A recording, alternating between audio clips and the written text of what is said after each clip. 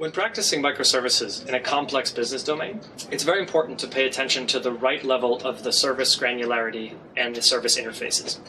It's not all or nothing, a monolith, or nano services with 50 lines of code.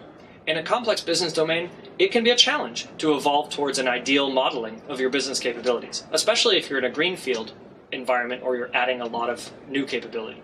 I've been recently working a lot in the supply chain, and there it's common to have a product design concept, a product catalog concept, planning, and these concepts, if represented as microservices, may or may not have very complex interaction patterns that make it difficult to reason and evolve a design. In fact, in the work that we've been doing recently, we've found a lot of needs to move attributes and behavior across some of these services as we discover the right modeling.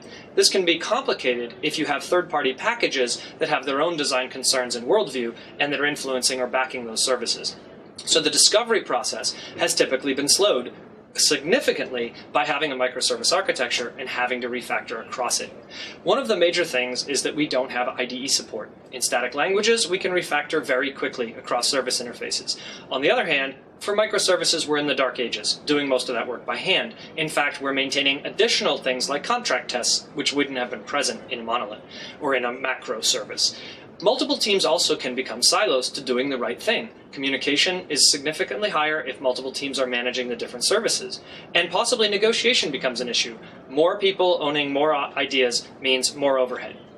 You never know less than you know right now. So splitting too soon can make things very difficult to reason about, and it will likely happen that you will learn in the process.